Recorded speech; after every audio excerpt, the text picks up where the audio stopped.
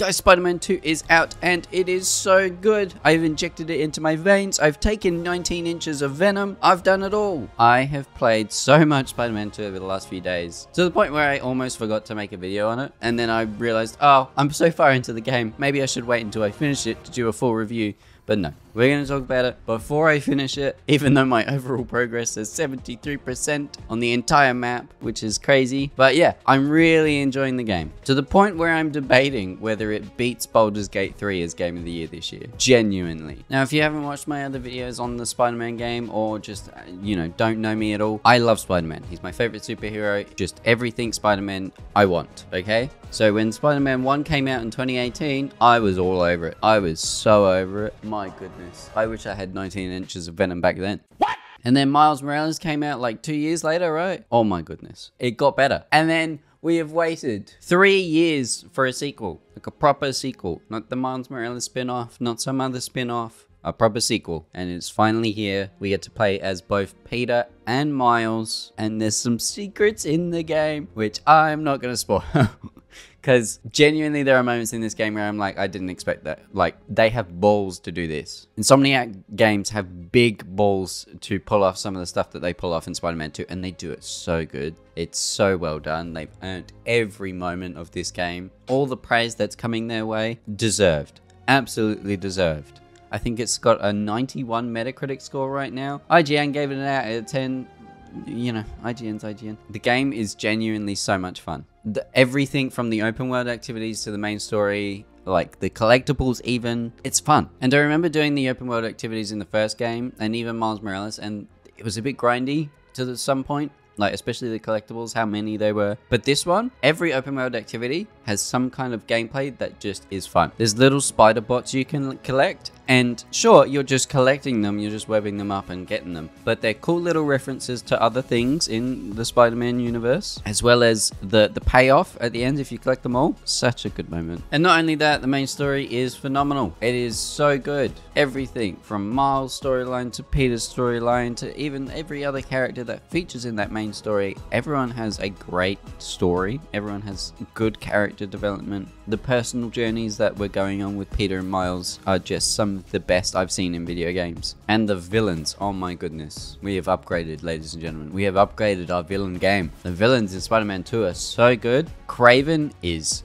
scary. Actually scary. He's strong, he's intelligent, he's deadly, he's got everything that a strong villain needs to elevate the game, right? Because it's all good if the Spider-Men are like really good, right? If the Spider-Men are good, then it's good, right? It's still a great game, whatever. But what makes a superhero story is its villain, right? And Spider-Man 2 has the villain game under wraps. It is so good. Obviously, if you've seen any of the trailers, there's a certain someone that does pop up later in the story to sort of continue that storyline of a villain that you're fighting. Wow, they got him right. They got him goddamn right. This is the best version of this villain I have seen in Spider-Man, just across all media. The best. I am, of course, talking about Venom. Now, it's already been revealed that Venom is not Eddie Brooks. The dev said that it's someone else. You might have your own theories about who it is. I had my own theories about who it was when the trailers were coming out, and sort of piecing it all together. But even if Venom was random Joe down the street, right? Venom is so good. You thought Kraven was scary? Venom is so much scarier. Everything from his design, his voice, just the way he carries his moments throughout this story is so good. And obviously there's new gameplay. We have the little spider legs coming out of Peter's back. You get them straight away. I will say that right from the get-go. That's not really a spoiler. The first 5 minutes, you have those spider legs. They are just there. There's all these new features with the suits, like the web wings and stuff like that. You'll get that pretty much straight on, which is great because right from the get-go, you're not feeling like, this is just Spider-Man 1 with like better graphics. Which, another thing, my goodness, Spider-Man 2 is showing off what the PS5 can do. Holy shit, the game looks stunning. The first one, I took a couple photos, right? Whatever, it's a bit like in front of the Avengers Tower. I was just like, haha, funny meme, take a selfie outside the Avengers Tower. This one I'm taking photos because the game is stunning. Everything. The lighting especially is what's blowing me away. During the day, during sunset, sunrise, even at night, the moonlight in this game,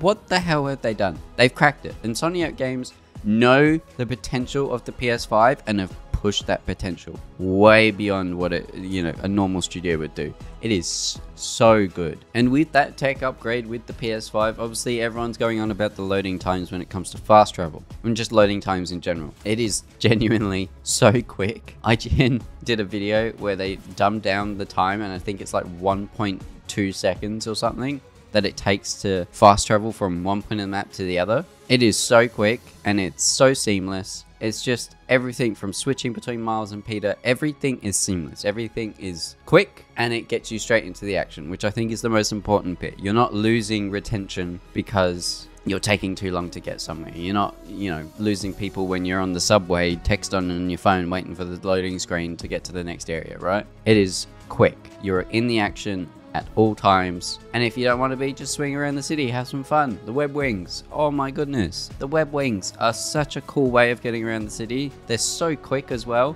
and if you blend web swinging and web wings together, it is the best experience. I have spent hours just swinging around the city looking for stuff to do.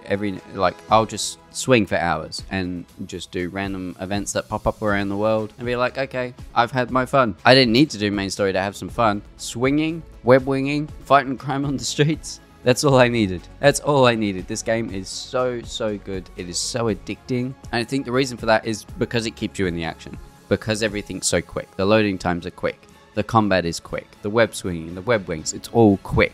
So it's very easy to keep your attention in the game. You've obviously also got new customization options with the new suit styles, and obviously there's new suits in the game for you to choose from.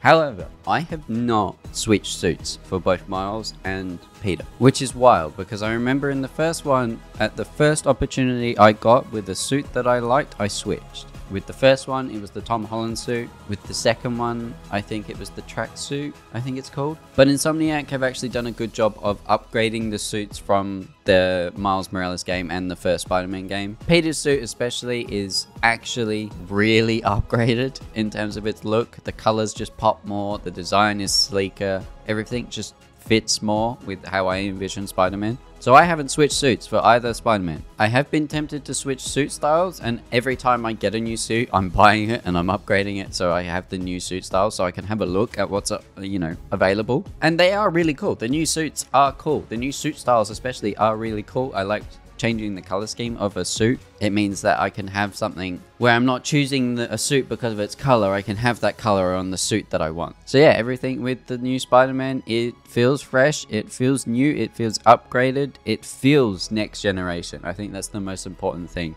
is that obviously there's a 5-year gap between the first Spider-Man and this one, and you feel that 5-year gap. Like, it's very hard to go back to the original Spider-Man game in 2018 after playing this one. Even going back to Miles Morales will be hard because everything in this game is so much better, so much sleeker. Just everything works way more in this one than it did in the last 2 games. And sometimes that's hard to do in a sequel.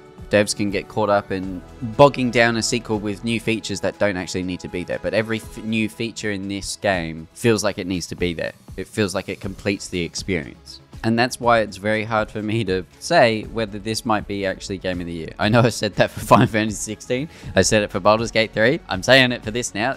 It's a tough year for gaming, man, in terms of what's the best. But I mean, if we didn't have to choose what's the best, it's just a great year for gaming in general. Yeah, I've loved a lot of the games I played this year, and Spider-Man 2 is no exception. It is a phenomenal game.